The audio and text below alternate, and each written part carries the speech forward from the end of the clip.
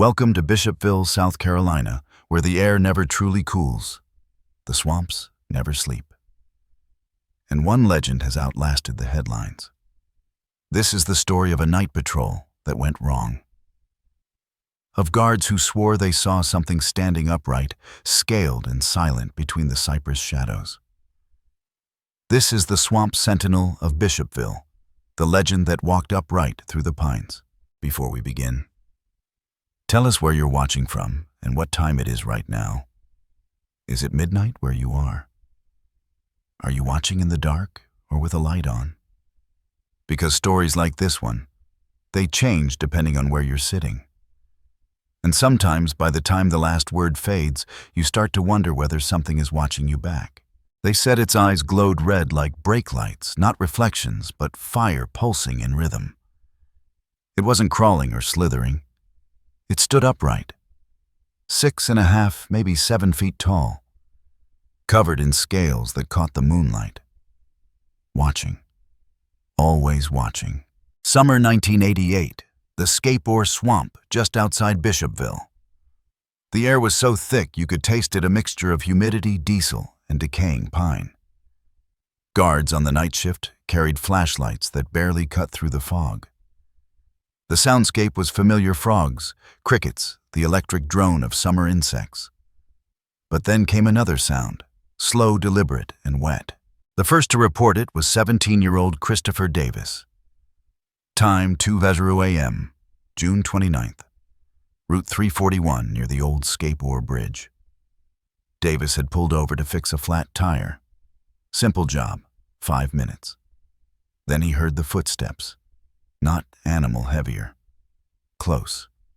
He lifted his flashlight. The beam landed on something he couldn't name. His words from the Lee County Sheriff's report are still on record. It looked like a man, but not like any man I ever saw. Green, scales, eyes red. It came at me fast. He ran. Slammed the car door, hit the ignition, through gravel and mud. Something struck the roof. Metal dented. Claws scraped across paint. When he reached home, his parents said he was pale, shaking, drenched in sweat. The next morning, daylight told the rest of the story, deep curved gashes running across the car's roof and trunk. Sheriff Liston Truesdale examined the vehicle himself. His official statement, dated July 1st, 1988, reads, "Marks consistent with neither man nor machine. Pattern irregular. Depth of grooves approximately 1/4 inch. No tool trace detected. No prankster ever came forward. No costume was found." But the legend arrived overnight. By dawn, radio stations in Columbia and Charleston were broadcasting the headline, "Local Teen Attacked by Lizard-like Figure." Within 48 hours, national cameras descended on Bishopville, a small town of less than 4,000, suddenly overrun with reporters, skeptics, and believers.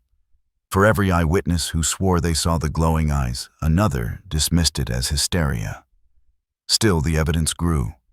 Tracks appeared 14 inches long, 3 webbed toes pressed deep into the mud near the swamp's edge. Sheriff's deputies took plaster casts. Experts compared them to known reptiles. None matched. The swamp, it seemed, was writing its own story. Locals started calling it the Lizard Man. But among the guards, a different name caught on the Sentinel. Because whatever it was, it didn't chase. It watched. The men who worked those back roads swore they felt it before they saw it, that peculiar stillness when the air goes heavy, when sound itself seems to bend. Some said it was protecting something ancient, something buried beneath those waters. Others whispered it was punishment, an echo of the land remembering who it once belonged to. Truesdale tried to contain the frenzy. He logged every report, recorded interviews, cataloged plaster casts, even sent them to labs. But the truth is, Bishopville had already made up its mind. The town was divided between those who wanted to prove it real and those who wanted to forget. Still, the reports didn't stop. Another car scratched to metal. Another driver swearing a figure moved across the road, vanishing into the pines. One man claimed he saw it crouched by the waterline, drinking shoulders, moving ribs, visible reflections flashing like fish scales. But facts and folklore rarely agree. The official record mentions 6 separate reports in under 2 weeks. None conclusive. No photographs, no physical capture. Yet those who patrolled the swamp at night say otherwise. One unnamed deputy told a Columbia journalist, "You shine your light out there, long enough you'll see eyes staring back. But they ain't where you expect 'em. Too high, too still." And that's the thing about Bishopville. You can spend your whole life there and never hear a whisper until summer hits and the heat wakes whatever sleeps under the mud. That year, it woke something old. Theories bloomed like mold-escaped lab experiment, alien mutant folklore come alive. But those who lived closest to the swamp didn't theorize. They believed. They left offerings by the cypress roots, a local superstition old as the soil itself. Keep the Sentinel calm, they said. Keep the swamp quiet. Even now, decades later, when humidity thickens and the moon hangs low, truckers still tell stories. Of shapes moving across the 2-lane, of car roofs that dent without warning, of glowing eyes that appear and vanish in the rearview mirror. And if you ever drive through Bishopville after midnight, roll down your window and listen. The air hums differently there. Every sound feels amplified like the swamp is breathing just below the surface. So, what did Davis see that night? An animal, a hoax, or something far older than the town itself? The records remain open. The sheriff's notes are still in the county archives. The claw marks still photographed. The legend still alive. And as the story begins, remember, legends don't start from imagination. They start from noise. From fear, from one night when something moved that shouldn't have. Welcome again to Bishopville, to Scape or Swamp, to the legend that refuses to die. July 1988. South Carolina was heavy with heat. The kind of heat that bends the air, that makes the asphalt shimmer like water, that lingers long after the sun has gone down. Bishopville lay still, tucked between cotton fields and longleaf pines, its streets nearly empty after dark. A railroad line cut through the town like an old scar carrying more memory than motion now.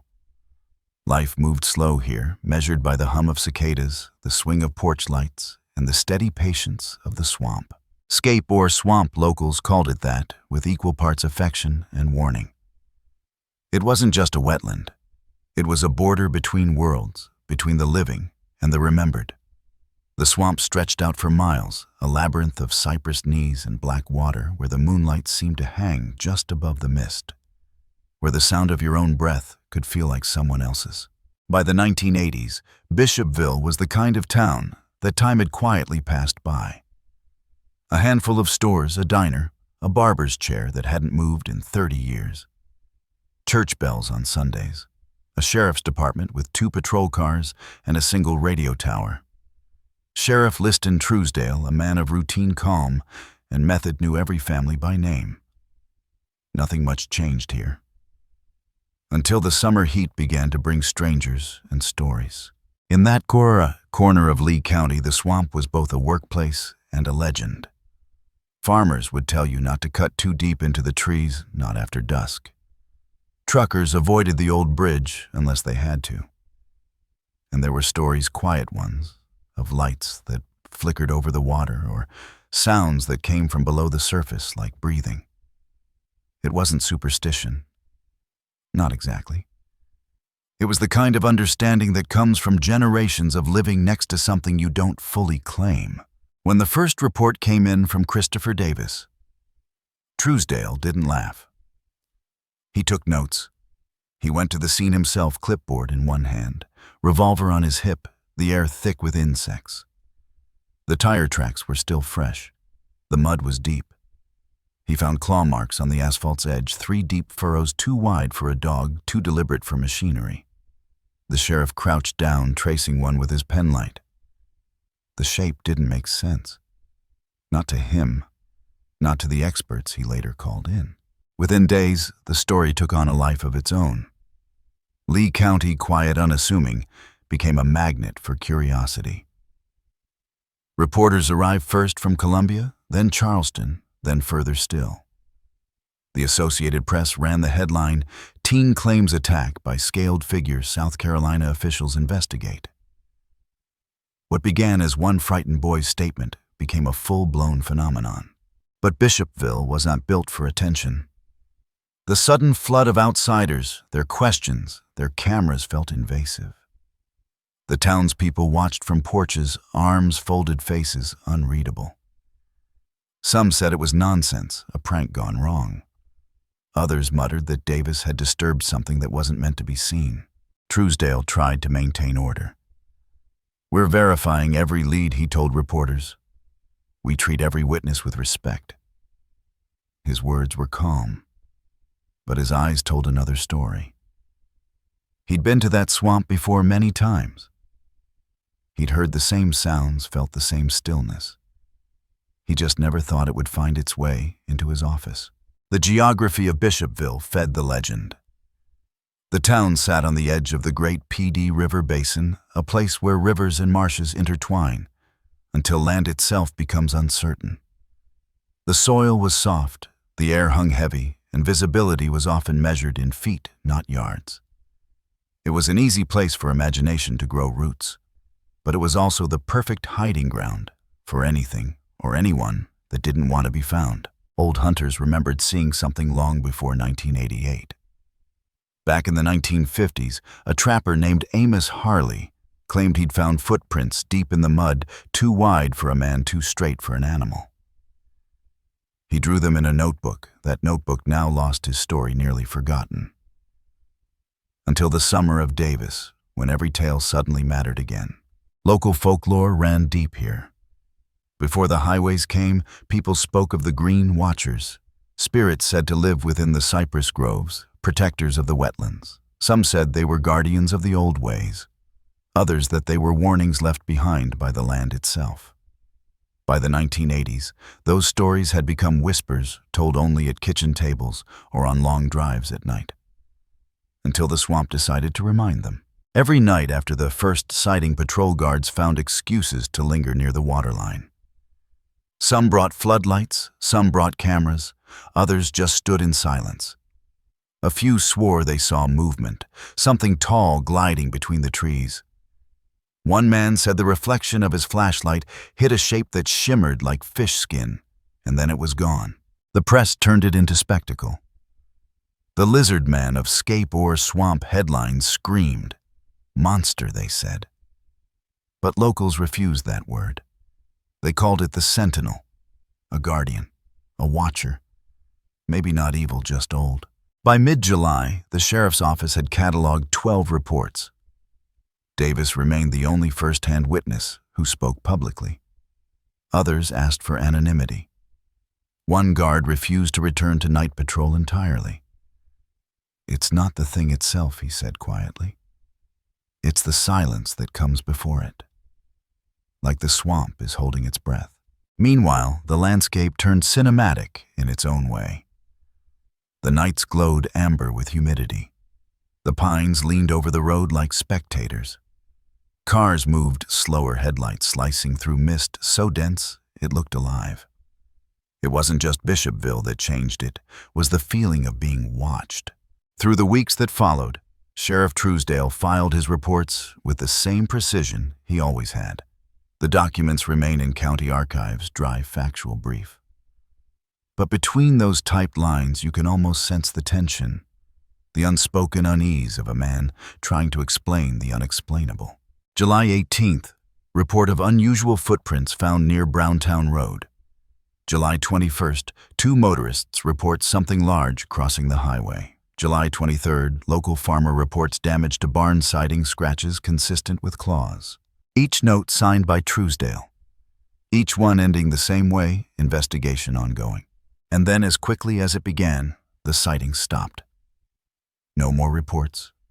No new evidence. Just a town left with questions and a story too big to vanish. But the silence didn't bring peace. It brought reflection. Because when you strip away the headlines, the photographs, the laughter, what remains is this one boy's terror, one sheriff's confusion, and one swamp that's never quite gone quiet again. Even now, decades later, you can drive that same road, hear the same chorus of frogs, smell the same damp air. And if you stop, if you roll your window down, you might hear it too, that slow, deliberate sound. A step, then another. Something moving just beyond the edge of light. Bishopville never asked for its legend. But legends don't ask permission. They grow out of silence, out of fear, out of moments too strange to fit inside a report. And somewhere in that swamp, in the still water reflecting the moon, something remains. Watching, waiting, remembering. In the sheriff's office on Main Street, the air was thick, the kind of humidity that turns every page into parchment. A fan turned lazily overhead, stirring the scent of old paper and dust. Against the far wall stood a single metal cabinet. Beige dented the paint flaking. Inside, a dozen folders marked in handwriting that slanted slightly to the right. Reports June-July 1988. Scape-Ore. The story of the lizard man, as the newspapers called it, lived inside those manila sleeves. But what they held wasn't fantasy. It was detail. Cold, bureaucratic, stubborn detail. The first report was filed June 30th, 1988, case numbered 88-2076. Witness Christopher Davis, 17. Occupation gas station attendant, night shift. Address rural route, Bishopville. Statement taken 10:32 a.m. by Sheriff Liston Truesdale himself. The transcript typed on thin paper began with a note from the sheriff. Witness appears calm but fatigued, recounting incident without embellishment. Physical evidence corroborates claim of vehicular damage.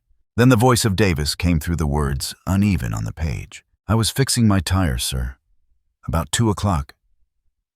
Heard something coming from behind. Heavy steps like wet feet hitting the road. When I turned, it was standing there.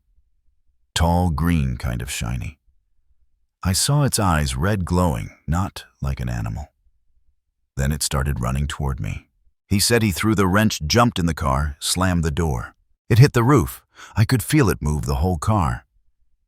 Then it was gone. Those sentences, clipped direct, became the backbone of a mystery that would swallow an entire town.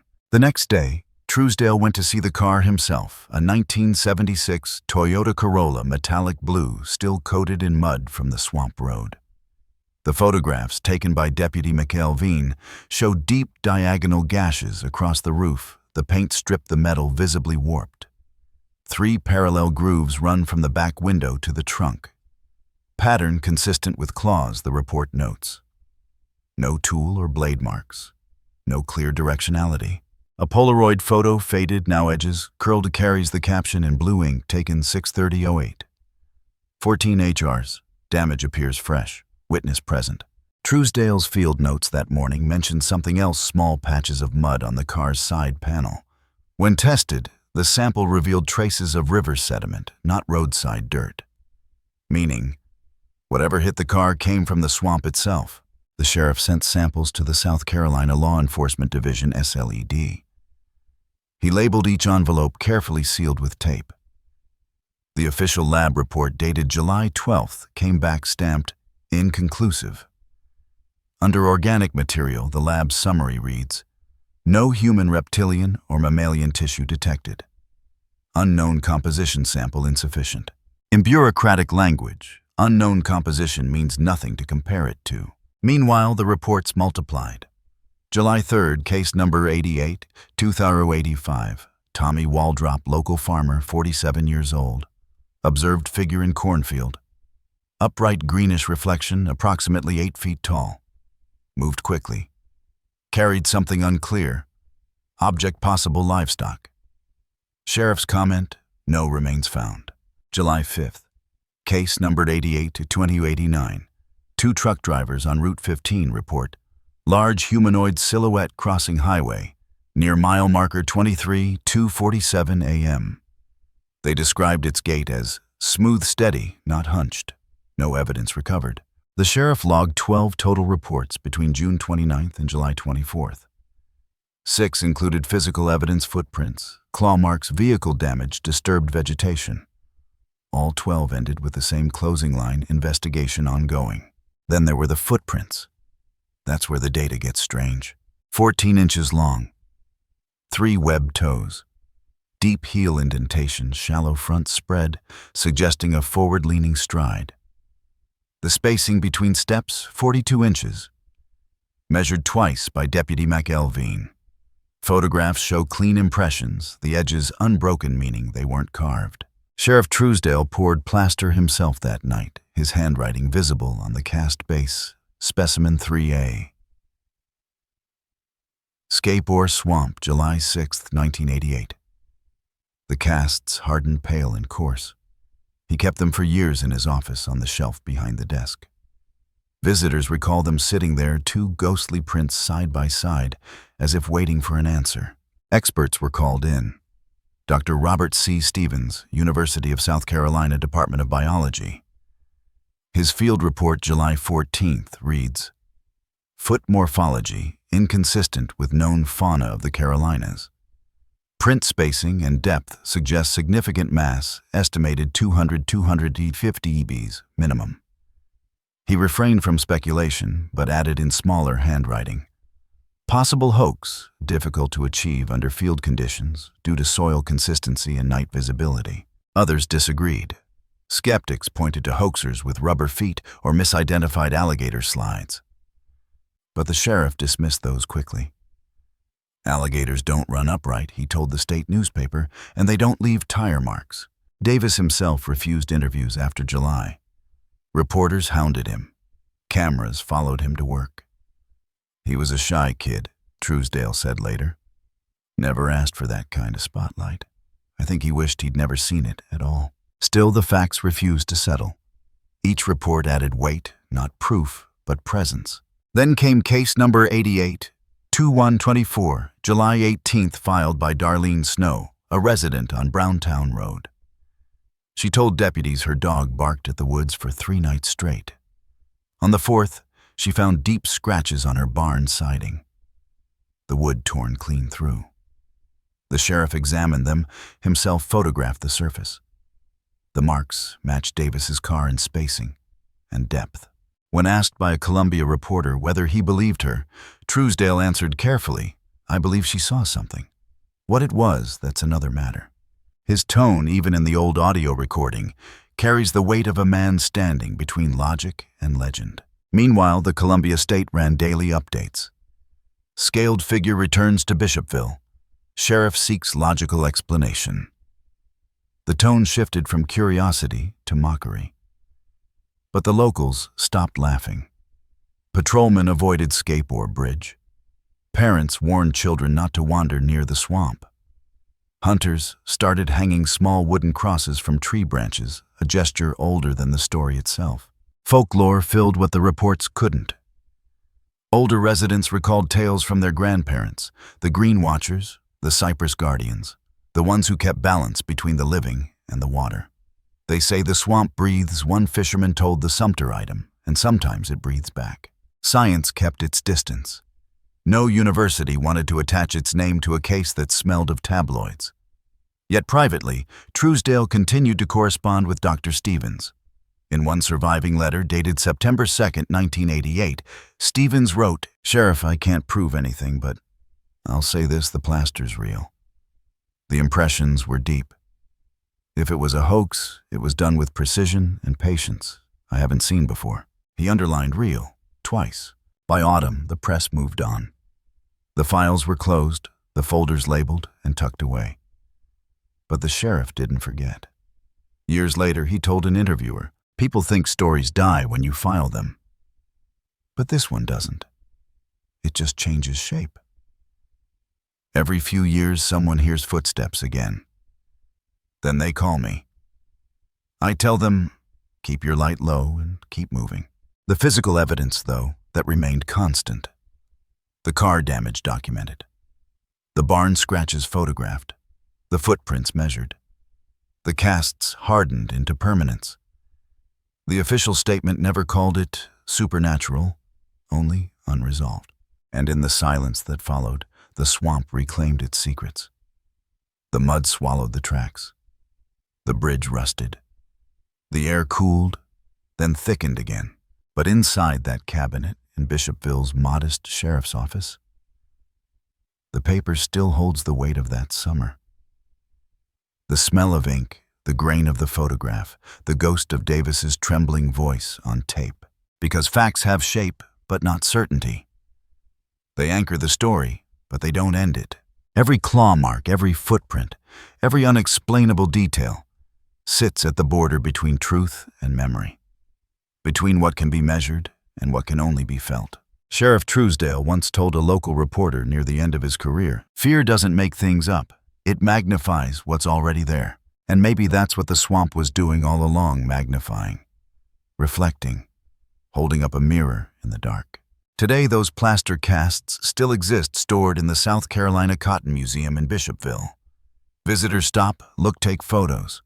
Some laugh, some linger, and just a few, look down at the grooves, trace the curve of the toes, and whisper, "Too real to fake."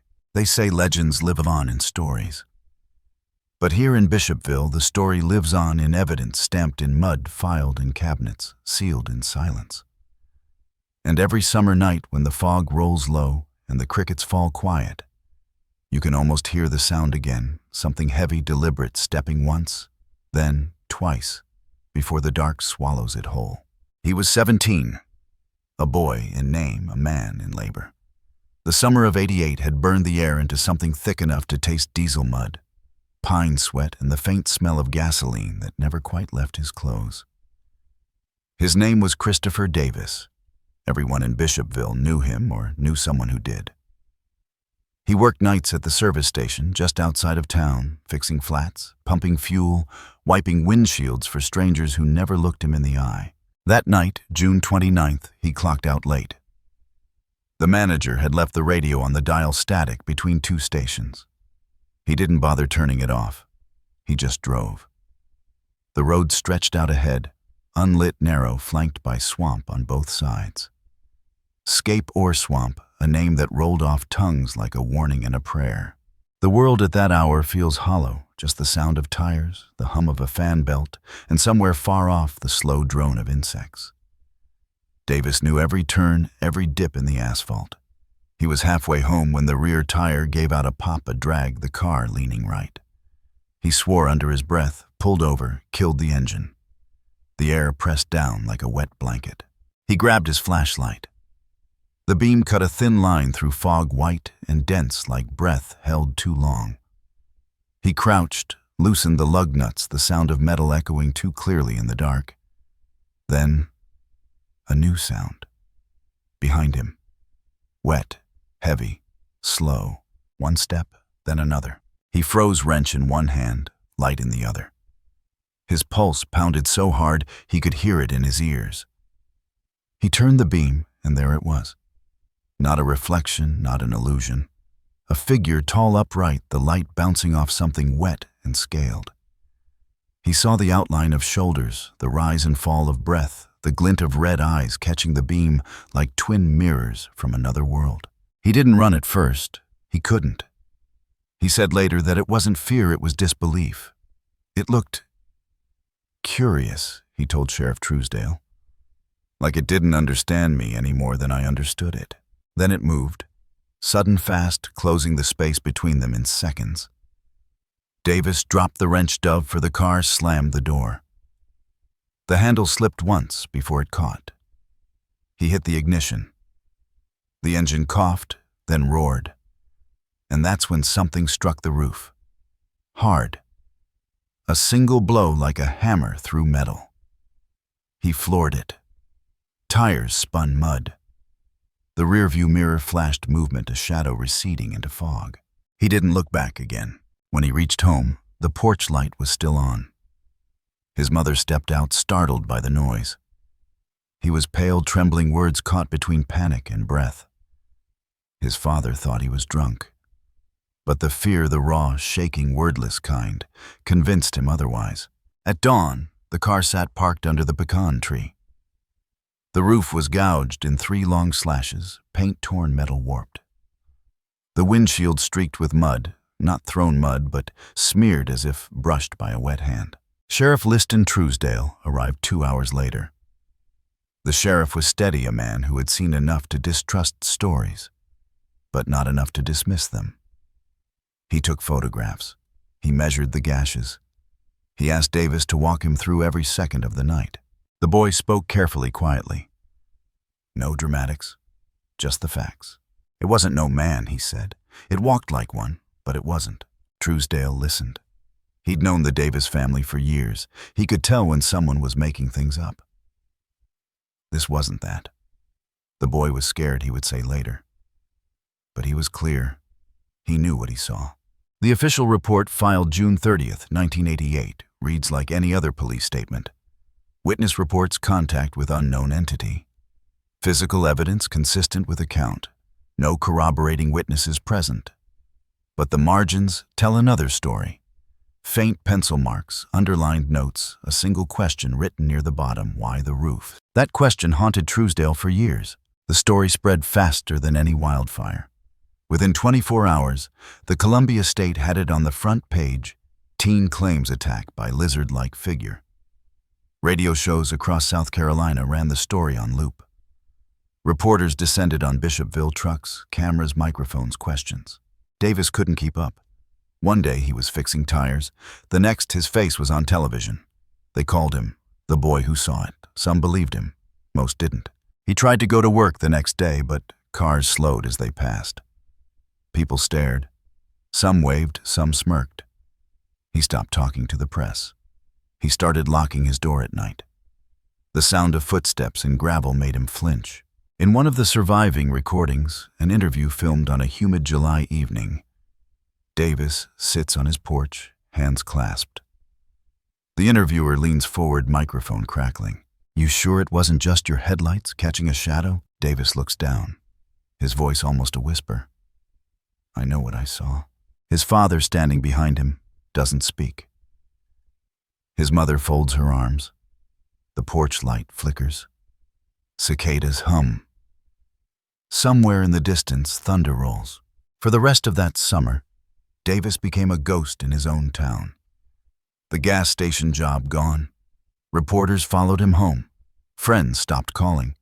Strangers knocked on his door asking for the spot. He started driving the long way around Skateboard Swamp even in daylight. Sheriff Truesdale checked in often. Sometimes just to sit with him on the porch. Sometimes to remind him that he hadn't done anything wrong. You saw what you saw, he said. The truth don't need permission. But the sheriff was wrestling with his own doubt. The car damage was real. The tracks were real. The plaster casts, the barn marks, the reports, all real. But the thing itself, no one could catch it, photograph it, prove it. The logic buckled under the weight of belief. The town split down the middle. The faithful versus the cynical. The older folks muttered about the guardian, the watcher of the swamp. The younger ones laughed, painted green stripes on their trucks, sold lizard man shirts at the gas station. Bishopville became a carnival of its own myth. For Davis, the legend wasn't a joke. It was a wound.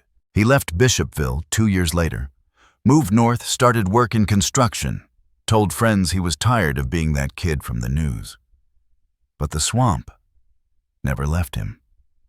He'd call his parents sometimes and ask if the bridge was still standing, if the night still smelled the same. Once, years later, he returned, quietly, drove out to the old road just to see. The asphalt had changed, widened, repaved. The bridge was new, but the air was the same, that same thickness, that same stillness. He parked the car, turned off the engine, and waited. Minutes passed. Then, faintly from somewhere behind the pines, a splash. One, then another. He didn't stay to find out more. When he died decades later, the obituaries mentioned his family, his work, his kindness. They did not mention the lizard man. But people remembered. And somewhere deep in the files of Lee County Sheriff Truesdale's notes still hold the echo of that boy's fear, the kind that doesn't fade with reason, the kind that hums under your skin like electricity. In one of his last interviews, the sheriff said quietly, almost to himself, "What scared Chris wasn't what he saw. It was that no one believed he saw it." That's the cruelty of legends. They feed on doubt. They make witnesses carry the weight of proof long after the world stops listening. And so the boy became a story. The sheriff became a keeper. And the swamp became memory itself. When the air is heavy and the moon sinks low, you can still drive that same road. Roll your windows down. Listen. You'll hear what he heard, the breath of the night, the hum of cicadas. And if you stay too long, you might just hear it too, that faint, wet rhythm a step, then another somewhere just beyond the beam of your lights. The deeper investigators dug into the files, the more contradictions surfaced. Every photograph, every plaster cast, every taped interview seemed to lean in two directions at once. One toward science, one toward something older, untamed. By August of 1988, the Associated Press had labeled it South Carolina's modern folklore. But inside the state's law enforcement division, SLED, there was no room for folklore, only procedure. Their team of forensic analysts requested every piece of physical evidence from Lee County. The plaster casts, the photographs, the soil samples, the police radio tapes. They cataloged them under Miscellaneous Unidentified Creature Report. SLED's internal memo dated August 12th was dry, almost dismissive. No conclusive biological evidence recovered. No hair tissue or organic samples identifiable. Possible hoax, but mechanism undetermined. Recommend closure. But closure, that word, never fit Bishopville. Sheriff Liston Truesdale read the memo in silence. Then he folded it in half, tucked it back into the file, and wrote in pencil on the back, "Case remains open." Because there was still the matter of the footprints. SLED's analysts measured the impressions again, 14 inches long, 3 distinct toes, webbing visible between them. The depth of each cast implied a creature weighing between 200 and 250 pounds. But no known reptile species in the region could produce such marks, not upright, not symmetrical, not in that soil consistency. The biologist's explanations grew strained. Possible misidentified bare artificial imprint, exaggerated measurement. Yet none of the photos showed drag lines or tool edges. Then came the tire analysis.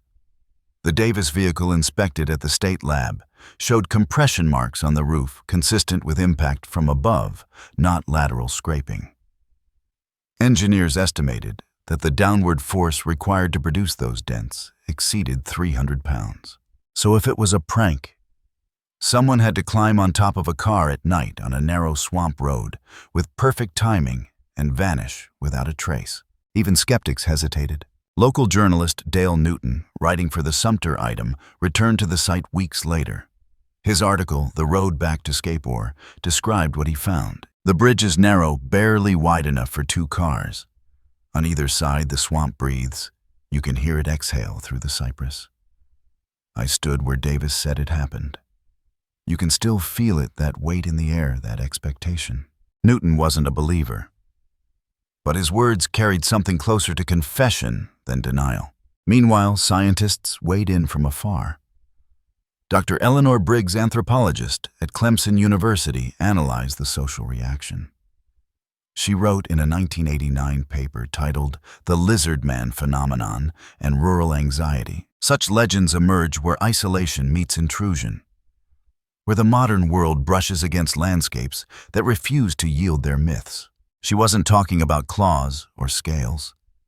She was talking about Bishopville itself, a town suspended between 2 centuries, dragged suddenly into national glare, trying to make sense of what it had never asked to explain.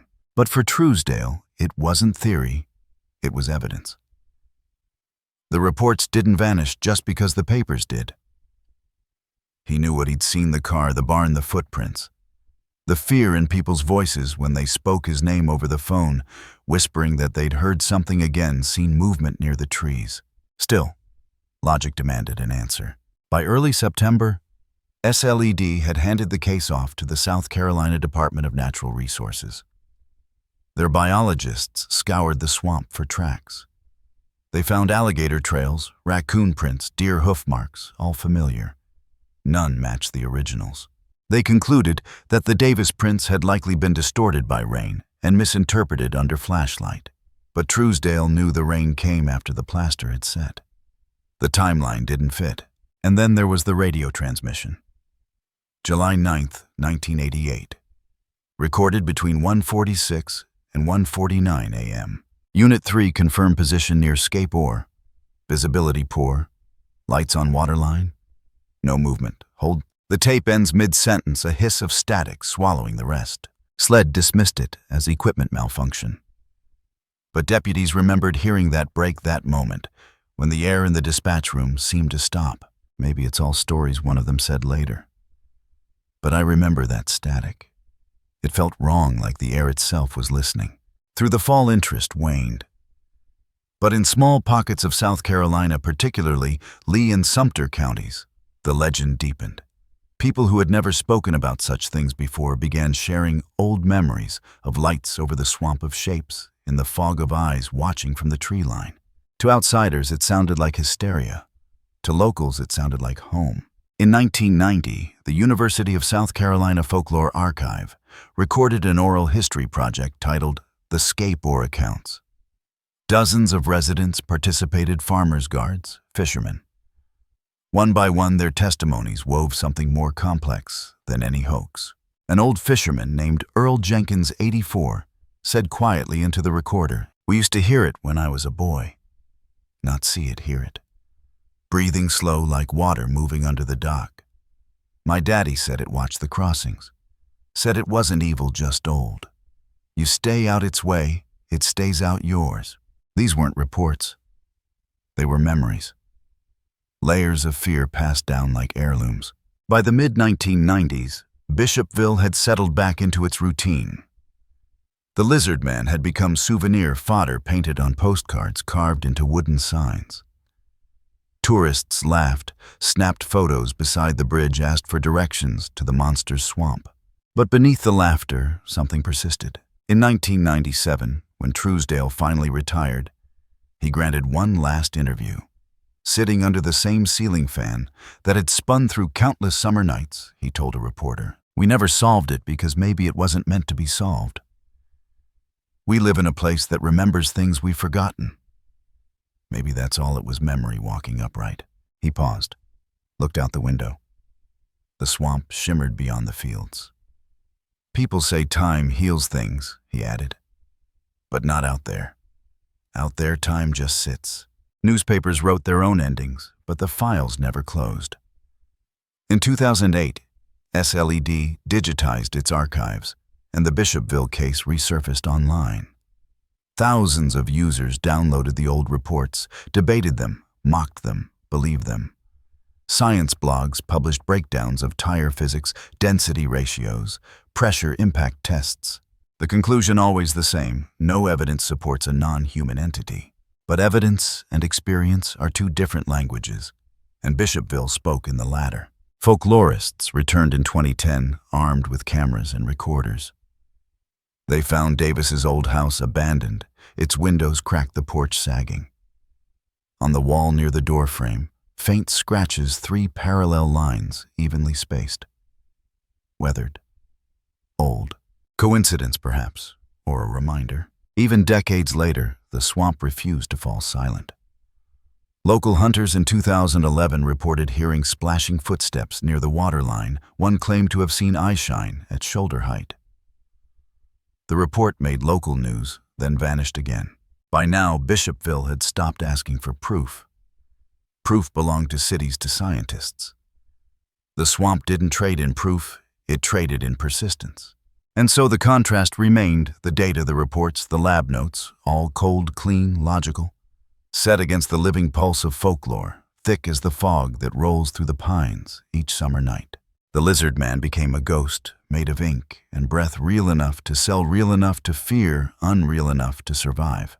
And maybe that's what Sheriff Truesdale meant when he said near the end of his life, "We never caught it, but maybe it never wanted to be caught. Maybe it just wanted to be remembered." Today, the plaster casts still sit in the South Carolina Cotton Museum, pale relics under glass. School children press their hands against the display case. Their teachers read the captions aloud. Cast taken from Scape or Swamp, July 1988, Lee County Sheriff's Department. The kids laugh. But their reflections in that glass tremble just a little. Because it's not just the story of a creature, it's the story of disbelief, of the fragile border between the measurable and the imagined. The scientists came, the skeptics, wrote the officials stamped, "Case closed." But in Bishopville, no case ever really closes. The swamp still breathes. The pines still whisper.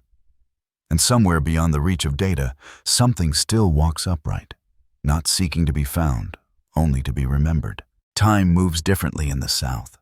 Slower, heavier the air, thick with memory. By the mid-1990s, the world had already forgotten about Bishopville. But Bishopville hadn't forgotten about itself. The swamp still stood where it always had, breathing patient ancient. The locals said it was waiting for the next person who'd dare to look too long into its reflection. Sheriff Liston Truesdale was older now. His hair gray, his posture a little bent, but his mind still sharp. In the quiet of his office, he sometimes found himself staring at the cabinet labeled Scape or Files. The metal drawers hummed when he touched them, that faint vibration of the air conditioner cutting through humidity. He'd open one, pull out a file, case number 88-2076, and hold it like an artifact. Inside, the same papers he'd read 100 times. The photographs of the Corolla. The plaster cast impressions. The typed testimony of Christopher Davis. Every time he read them, something inside him shifted. He could still remember the boy's voice, thin, steady trembling, just enough to make truth uncomfortable. Years had passed. The world had found new monsters. But that summer in 1988 never really left Lee County. It lingered in the cracks of every porch story, every church whisper. Every night someone drove down Route 15 and swore the fog felt thicker than it should. In 1997, the sheriff retired. The town gave him a small ceremony coffee cake, polite applause. When it was over, he lingered in his office long after the others had left. The badge sat on his desk, catching the light. He looked at it, then looked out the window toward the swamp, where the horizon was slowly swallowing the last of the sun. He opened one of the files again. A small note fell out, his own handwriting, written in pencil years earlier. Silence returned, but only for now. He smiled, folded it back into the folder, locked the drawer, and left the key on the desk. On his way home, he stopped by the bridge. The same bridge where Davis had seen it, or thought he had. The road had been repaved, the railing replaced, but the air was the same. Thick, damp, humming, with invisible life. He rolled down the window and listened. For a moment, nothing. Then deep in the trees, a sound like water shifting under weight. He didn't turn his headlights on. He didn't speak. He just sat there, letting the night unfold. Later, when people asked what he believed, he always paused before answering. "I don't believe in monsters," he'd say. "But I do believe in moments that make us question what's real." And that was his truth. When he died years later, they found one of the plaster casts from the case sitting on a shelf in his garage. Dust-covered, cracked at the edges. On the bottom, in faded ink, were the words, "It was real, whatever it was." Meanwhile, Christopher Davis had moved north. The town had become too small for a boy who'd accidentally become a legend. The gas station job was long gone, the attention unwanted. He tried to live quietly, working construction, driving long hauls, moving from place to place. But even far from Bishopville, the story followed like a shadow. Every so often, someone would find his number. A journalist, a college student, a radio producer chasing the lizard man story. They'd ask the same question, did it really happen? He'd laugh softly, almost kindly. "It happened to me," he'd say. "That's all I can tell you." Then he'd hang up. There was a sadness in his later interviews, a weariness that only people who have carried disbelief too long can understand. In a 2005 audio recording, his voice comes through grainy but firm. "You can't fake fear. You can't fake that feeling when the world goes quiet like it's holding its breath, and you realize you're not supposed to be where you are. He paused then. You can hear a cigarette crackle. People want proof. But proof and truth ain't the same thing. One you can hold, the other holds you. He passed away unexpectedly a few years later, far from home. The local paper printed a short obituary. No mention of the lizard man, no mention of the swamp. But when the news reached Bishopville, the phones at the sheriff's office started ringing again. Old voices, old memories. "Sheriff, you remember that boy?" "Yes, I remember." And in that, remembering the swamp stirred again. By the early 2000s, Bishopville had made peace with its legend. The story had turned into something else, a symbol, a claim to fame, a reminder. The Lizard Man Festival began as a joke, a summer fair fried food green t-shirts, papier-mâché claws. But beneath the laughter, there was reverence. People still lowered their voices when they said the swamp. Old-timers gathered on porches, telling it again and again, each version slightly different. In some, the creature was a warning. In others, a guardian. But every telling ended the same way, with silence, with the sound of the swamp breathing through the cypress trees. In 2011, a small documentary team returned to Bishopville. They interviewed those who were still alive. The sheriff's colleagues, the witnesses, the locals who remembered the summer of '88. Among them was Margaret Rains, then 82, who'd lived 2 miles from the bridge. Her memory was sharp, her voice soft and steady. "I remember the nights went quiet after that, like the swamp was waiting. We stopped hanging laundry outside, stopped walking after dark, not out of fear, just respect." She smiled faintly. "Some things are better left to the dark." The film crew asked what she thought the Lizard Man was. She shook her head. "Doesn't matter. Whatever it was real to him. That makes it part of us." Her words, simple, unguarded, cut deeper than any analysis. When the documentary aired, it wasn't sensational. It didn't try to prove or debunk. It simply listened. The final shot lingered on the swamp at sunrise mist, lifting off the waterbirds, cutting through the fog. The narrator spoke softly. "Every town carries a story it doesn't tell. Bishopville's story just happens to look back." The legend had become something else, not a creature, not a crime, but a mirror. Folklorists began to study it as a cultural echo, an expression of fear, faith, and forgotten memory. Dr. Eleanor Briggs wrote another paper in 2015, decades after her first. She called it "Memory as Geography." Bishopville teaches us that a place can remember more than people can. When fear enters a landscape, it never leaves. It becomes part of the soil, part of the air. In that sense, the swamp had absorbed everything the boys fear. The sheriff's doubt, the town's laughter, the world's curiosity. And maybe that's what it always wanted. Because if you stand there now on a humid night by that same bridge, the new guardrails gleaming the asphalt smooth, you can still feel it. Not a presence, not a threat, but a vibration in the chest. The sound of something alive that doesn't need to be seen to exist. Sometimes truckers report headlights flickering as they cross.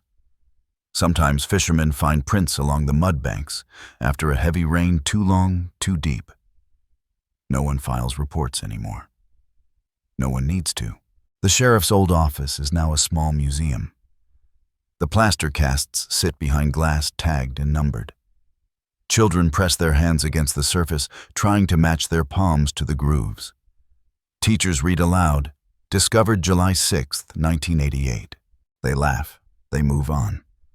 But the reflection in the glass, that soft shimmer, when the light hits, looks almost like movement, almost like breath.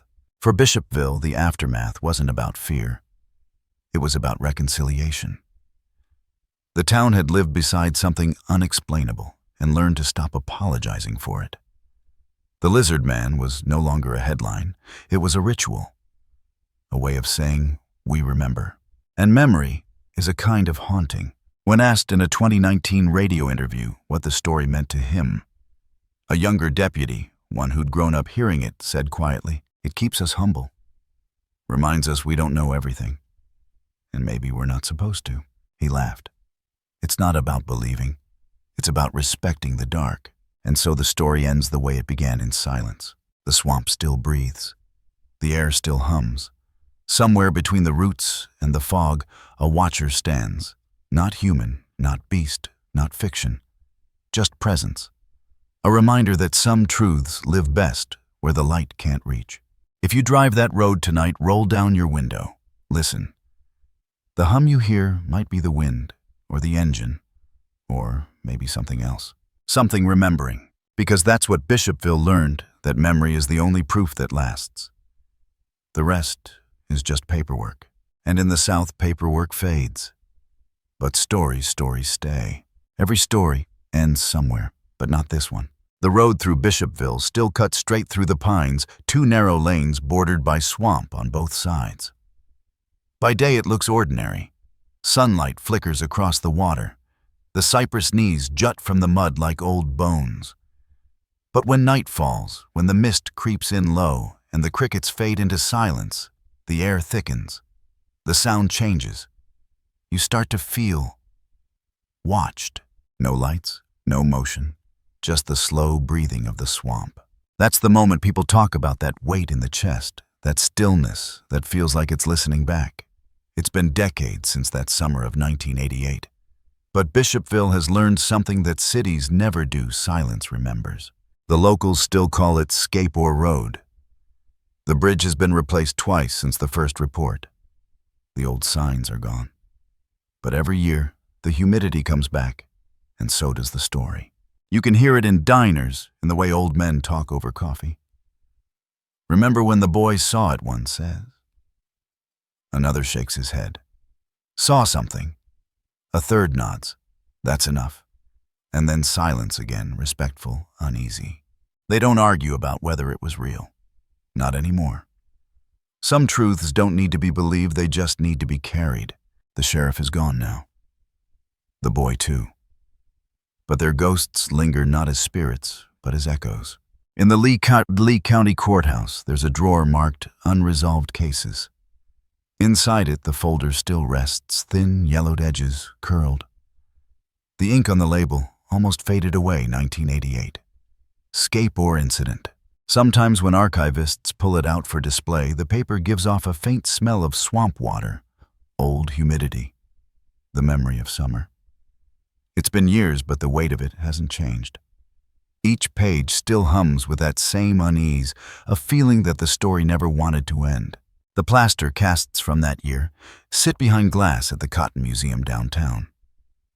Tourists walk past them, sometimes amused, sometimes reverent. The guide tells it like a local gospel. This is where our story begins. The summer of 1988. A boy, a road, a sound. Children press their palms against the glass, trying to match the size of the footprints. The adults smile politely, then look away. Maybe because part of them still doesn't know what to make of it. Because deep down, everyone in Bishopville feels that this story isn't about a monster. It's about memory, and what happens when memory refuses to fade. The town changed over the years. New shops, new faces, cell towers rising where old barns once stood. But the swamp doesn't change. It doesn't modernize. It doesn't forget. Some nights when fog rolls thick and the air hums like it did that first summer, people still see shapes moving where no wind should move. Some swear it's just imagination. Others say it's the land remembering itself. The echo of fear trapped in the soil replaying for anyone willing to listen. It's strange how every generation rediscovers the same silence. In 2011, a new documentary team came to film the swamp. They expected laughter, a small-town ghost story. What they found instead was reverence. The crew interviewed locals, including Margaret Rains, who'd lived near the bridge her whole life. She was 82, voice thin, but steady. "I never saw it," she said, "but I saw what it did to people." You could tell who believed and who didn't. The believers looked at the swamp different, like it was alive. The others looked away. She smiled softly, eyes distant. "I think it just wanted us to remember we don't own this place. We're guests here, always were." The interviewer asked what she thought it was. She laughed quietly. Maybe it was something that never left. Maybe it was just our guilt walking upright. Her words lingered longer than the interview. By then, the story had grown beyond Bishopville. Writers, podcasters, YouTubers, folklorists, everyone wanted a piece of it. But what they didn't realize is that it wasn't the creature that mattered. It was the place. The swamp itself had become the storyteller. If you stand there at midnight, you'll notice something. The air doesn't move, yet the trees sway. The frogs go silent, yet the water ripples. It's as if the world takes a breath and waits for you to exhale. A local pastor once said during a Sunday sermon, "Faith and fear come from the same seed. It just depends what you water." Maybe that's what happened here. The town watered its fear until it bloomed into folklore, and folklore, once born, doesn't die. It drifts. It waits. It adapts. The legend of the Sentinel, or the lizard man, became less about what people saw and more about what they needed to see. A way to make sense of uncertainty. A reminder that even the smallest towns have mysteries large enough to swallow them whole. Sheriff Truesdale once said years before his death, "The hardest thing I learned as an officer is that not everything that scares you is trying to hurt you. Sometimes it's just trying to be seen." Those words echo like scripture now, because that's what this story became, an act of seeing. A shared acknowledgement of what exists between logic and the unknown. A fragile truce between the measurable and the mystical. Even the scientists, after decades of dismissing it, began to circle back. One biologist who studied the original plaster casts later admitted on record, "I don't know what made them. I just know something did." Something did, and that perhaps is enough. Today the swamp is quiet again. But quiet doesn't mean empty. It never did. The bridge hums under the weight of passing cars. The water glows faintly under moonlight. Sometimes the fog thickens in strange ways, forming a shape that seems almost human just for a moment, before dissolving back into mist. Locals don't panic. They don't call the sheriff. They nod. They say, "He's still watching." And they move on. Because after all these years, Bishopville has made peace with its ghost. They built a festival around it, Lizard Man Days. Tourists come in droves, wearing green masks, buying t-shirts, eating fried gator tails. But late at night, when the music fades and the laughter dies down, a few older folks linger by the swamp's edge. They look out at the dark water, and one of them always says the same thing. He kept his promise. He never left. And then silence again. Stories like this never leave the places that birthed them. They become sediment layers in the soil, woven into roots and whispers. Every retelling adds another ring to the cypress trunk, another echo beneath the pine needles. Some call it superstition, others heritage. But in the quiet hours before dawn, when the world holds its breath and the sky begins to pale, you can feel it, that shared understanding that maybe, just maybe, the line between reality and remembrance isn't meant to be clear. The swamp is both grave and cradle. It buries, it preserves, it reflects. And through it all, it listens. Because that's what legends do. They listen back. If you drive that road now, Scape or Bridge, and stop halfway across, kill the engine and just wait, you'll notice something. The hum of insects fades first. Then the air tightens like a drum stretched too thin. And somewhere far below in the dark water, you'll hear it one step, then another. Slow, wet, deliberate. It could be a heron. Could be your imagination. But part of you, the part that still remembers what it feels like to be a child in the dark, knows better. That's when the truth hits you. It was never about what Davis saw. It was about what we all keep seeing, that flicker at the edge of vision, that whisper of something that refuses to vanish. Because legends don't die when no one believes them. They die when no one listens. And so the story closes, not with proof, not with answers, but with breath. The same breath that moves the trees, stirs the fog, ripples the water. The same breath that carried a boy's fear and a sheriff's doubt and a town's long silence. The swamp breathes still. It watches. It remembers. And if you listen, truly listen, you'll hear it too. The echo under the pines. The sentinel keeping its post. The sound that says, not all things that vanish are gone. Before we fade out tonight, tell us where you're watching from and what time it is right now. Because somewhere out there, under another moon, another listener is hearing this same silence and wondering if the swamp is listening back. The screen fades to black. A final sound, faint, rhythmic. One breath, then another. Not footsteps this time, just the slow pulse of something ancient, content, alive. The echo beneath the pines.